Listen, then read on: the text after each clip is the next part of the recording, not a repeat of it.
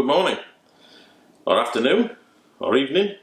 Not sure when you're watching it or when I'll get it uploaded, this vlog, but hello anyway, thanks for joining us. Currently in lockdown in York, still.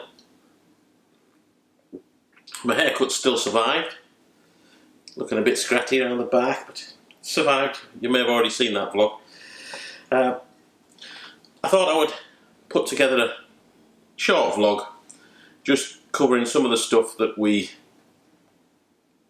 visited last year. In Cheshire, we stayed at Tatton Hall. We visited a few places around Tatton Hall, a water mill, Jodrell Bank. We went to the World Rally Championships in North Wales, stayed in Barla, went to Zip World, went to Port Marion, went up Mount Snowdon. There's a number of things we visited. A little bit of, not my normal sort of style, it's a bit of a holiday video, but hopefully it's of interest. And if anybody's going to that area, there is a lot of stuff to do. You might want to go when it's not raining. It was pouring down the whole time we were there, as you'll probably see. There was a few little sunny spells here and there, but the majority of the time it was raining pretty heavily. And the caravan sites were like a quagmire. But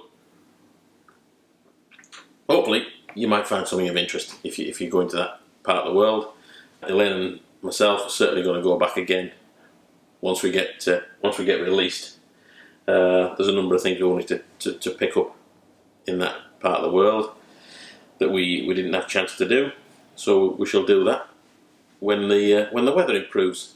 It's beautiful weather now, as everyone probably knows, but no doubt once we get released with our caravans it'll start to turn sour again.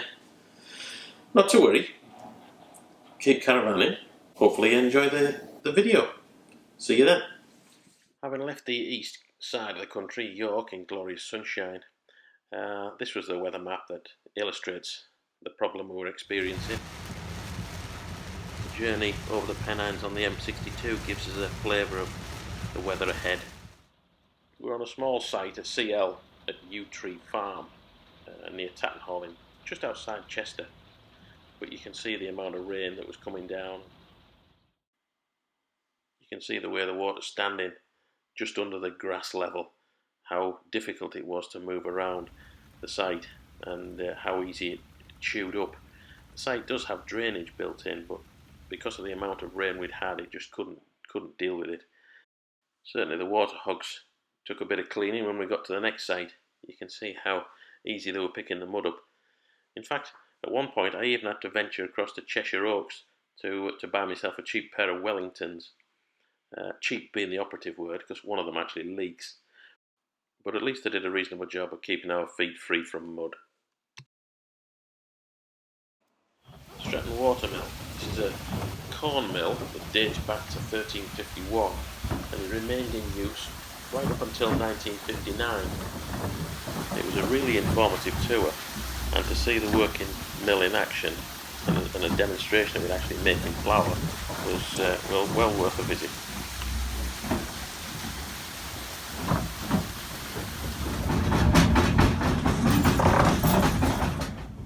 Because of the noise generated by this bit of kit when it's in action, and the vibration of the whole building, I decided to just leave the video of it in the stationary position.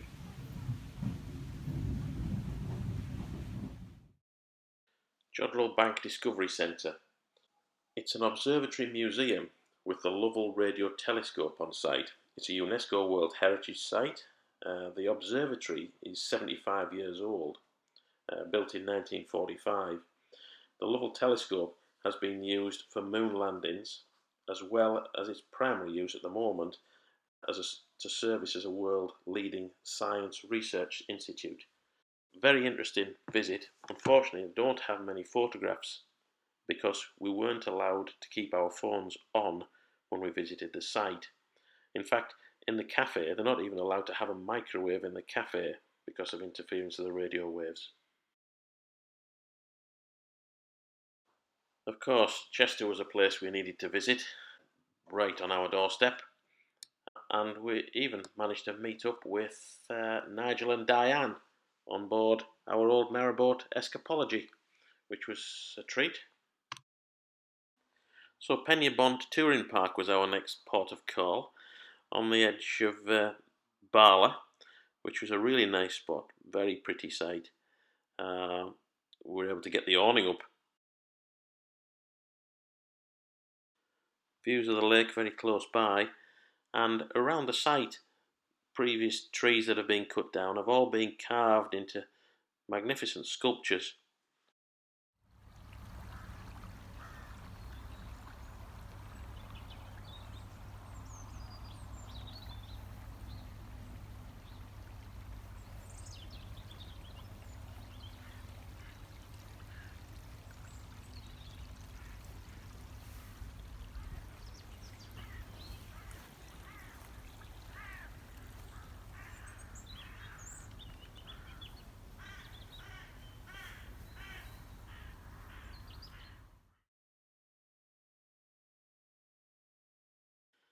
Yeah, Clanfair. Yeah, you didn't think I was going to pronounce it, do you? Clanfair PG is, I think, the shortened name. But yeah, we drove to Anglesey just to say we've been. Travelling anywhere in Wales is always a treat, with the landscape as it is, even though the weather wasn't the best.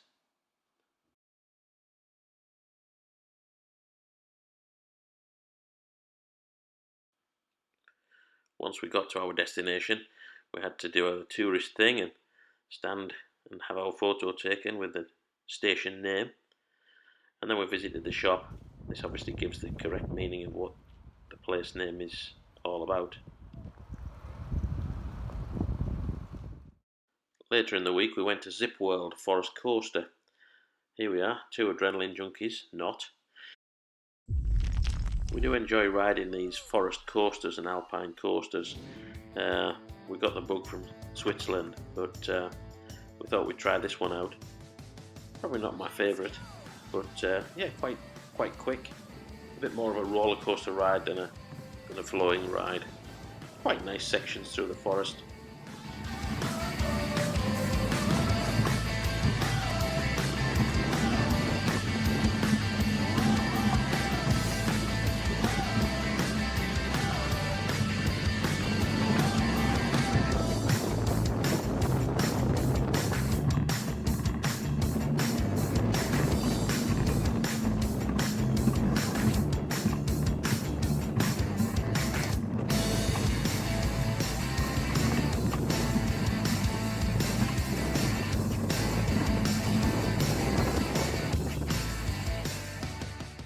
Next day, Mount Snowdon. Good morning. Well, it's Thursday, the 3rd of October. I think it's October, not November. October. And we're up pretty early this morning. I'll just give you a quick scan of the site we're on.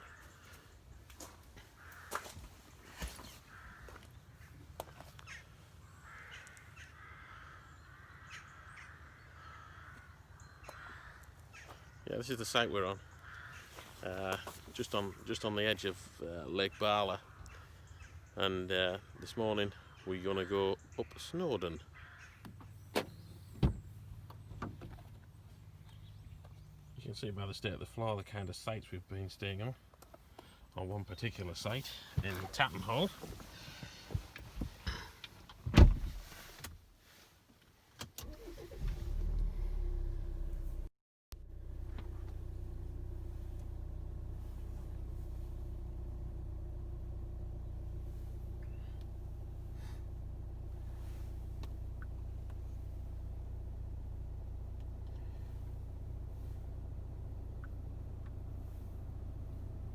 Yeah, this is where we're staying. This is Barla itself, and we are going across the other side of here.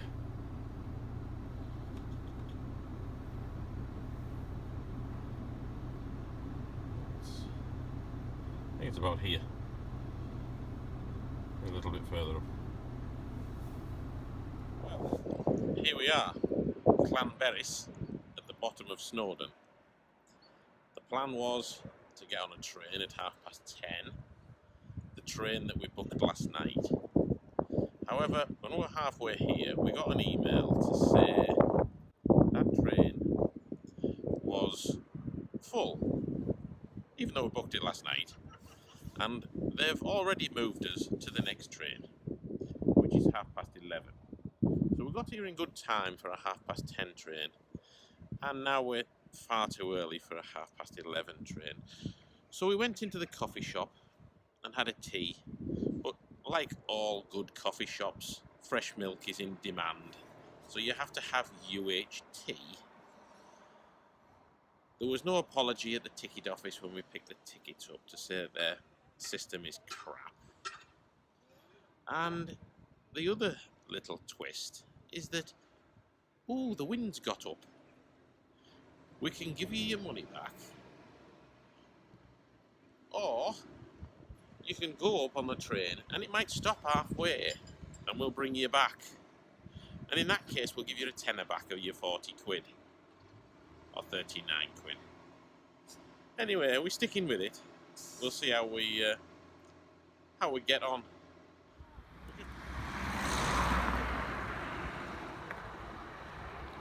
This is the train station, train terminus, I suppose, coffee shop and visitors centre for the train to Snowdon.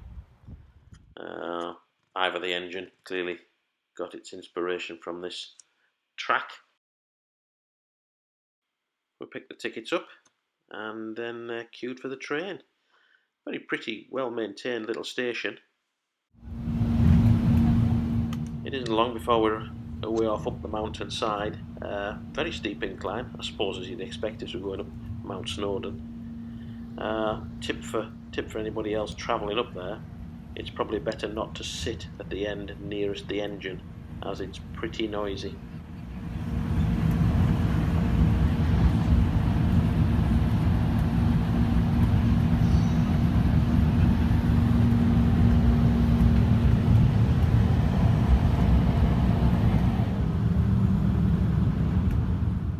Pretty breathtaking views down into the valley as the railway runs up the edge of the escarpment.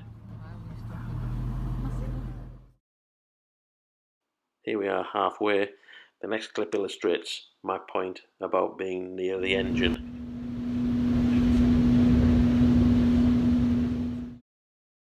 This is now at the station at the top, just disembarked up in the mist, and the wind is phenomenally strong.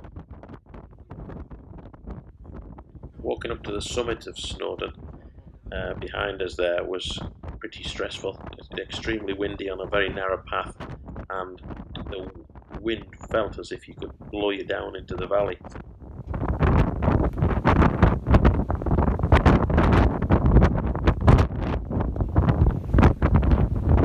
Well, we made it back to the car. Anybody would think we'd walked up the bloody mountain. But we didn't, obviously. Anyway, we're back in the car and we need to go find somewhere to eat now. So we'll catch you later. So then it was on to the World Rally Championships in Wales. Rally pass.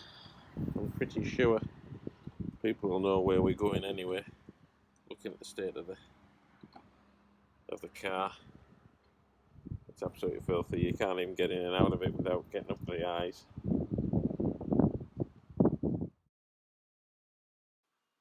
This is the map of events in the rally programme.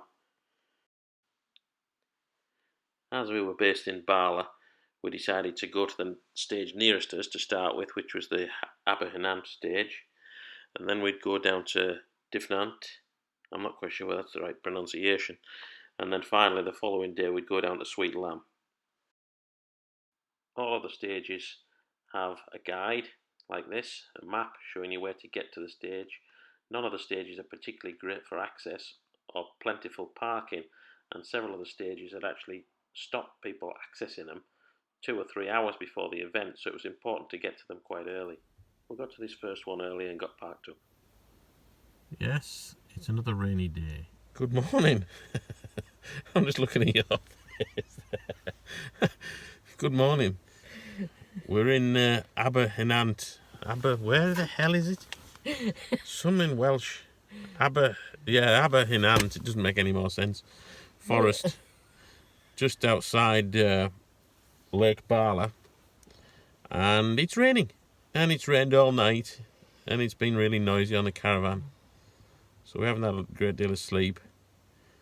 It's 8:05 in the morning. And the first car comes through about 11:05. So we've got a little bit of a wait, but at least we've got a park reasonably close to the stage. Although, having said that, we're at quite a jaunty angle. I think my camera's at a jaunty angle to compensate, but we are at a bit of a jaunty angle. And we've got a river outside the door. You can see, yeah, nice stream. So yeah, that's it for now. We'll catch you later. Well, here we are in the stage. Elaine's face says it all. Still raining. I've got 2 hats on, 2-hat combo. Yeah, very flattering. And we just wait for the first car coming through. After eating a Snickers. See you later. Well, after a 2-hour wait in the car and a 2-hour wait on the stage, that stage in fact ended up being cancelled. So after lunch at the local pub, I went with Connor, an old colleague of mine from Dubai, and his friend Michael down to Diffand. This was a much more successful event. The following day, we all met up down at Sweet Lamb. We got ourselves into an excellent viewing position where we could see the cars coming down into the stage, through the water splash, and then back out the other side.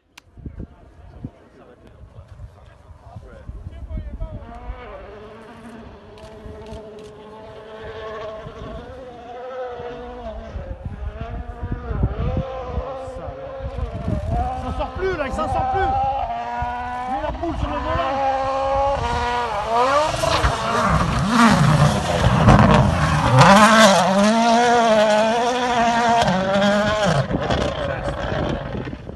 The following day, we decided to have a slightly more contrasting day. After dragging Elaine around the forest, I thought we'd better to go to Port Marion. So to start with, we had a very nice lunch at Castel du Draith. The starters, the soup, did resemble the mud on one of the stages, but it tasted really nice. Port Marion is a resort village built by the Welsh architect Clough Williams Ellis between 1925 all the way up to 1976. The area is open all year round except Christmas Day. Unfortunately, there's no dogs allowed in. Adults are £13, concessions are £11, children are £9. But if you go for lunch, where we went for lunch at the outside of the estate, you actually get free access.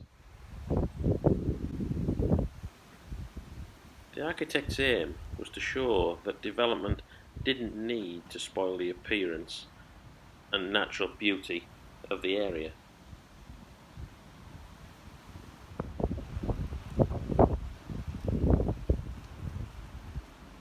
The architecture is something else in this place. You feel almost like you're visiting a strange film set. Something like this film set of Wizard of Oz, maybe. I think the place is well worth a visit, just for being inquisitive, but it certainly isn't my taste.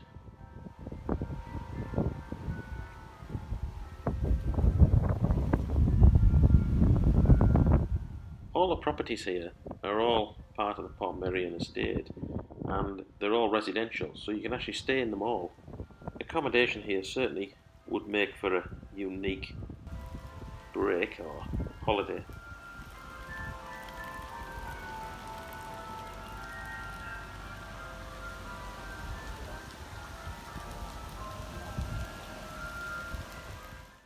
This was the Petrol Station.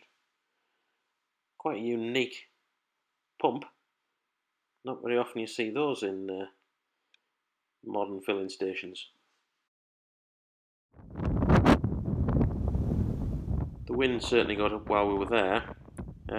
but you can see every pathway and winding track leads to a new vista over the bay or of a unique point of interest on the estate.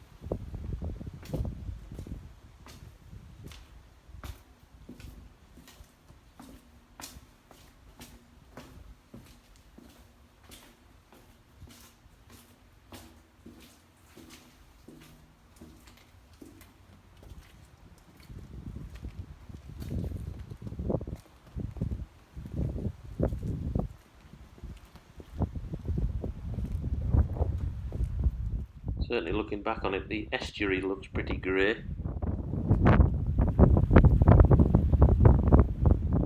They've even built a boat-like structure. It isn't a boat, but it's designed to look like a boat.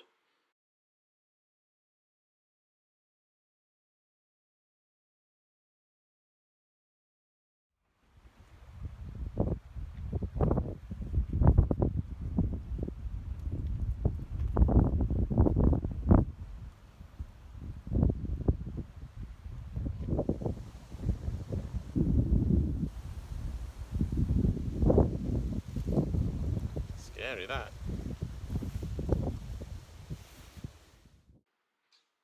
This opening led us through to what must be one of the largest chess sets for your garden. Quite impressive. I had a real urge to go onto the chessboard and move one or two of the pieces, but there was signs warning me against it, and after all it was quite well overlooked.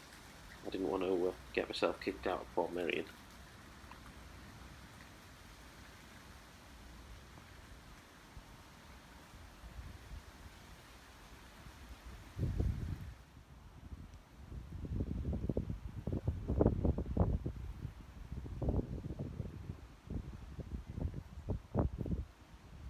Certainly every building clinging to the hillside is very unique and individual, although I can't help but think the architect may be a little bit of an eccentric.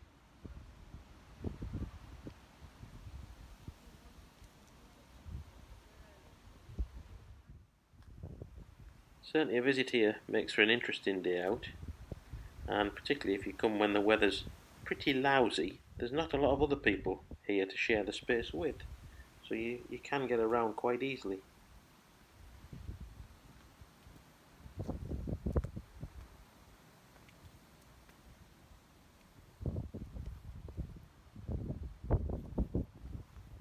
One last view of the sea before we made our way back to the car.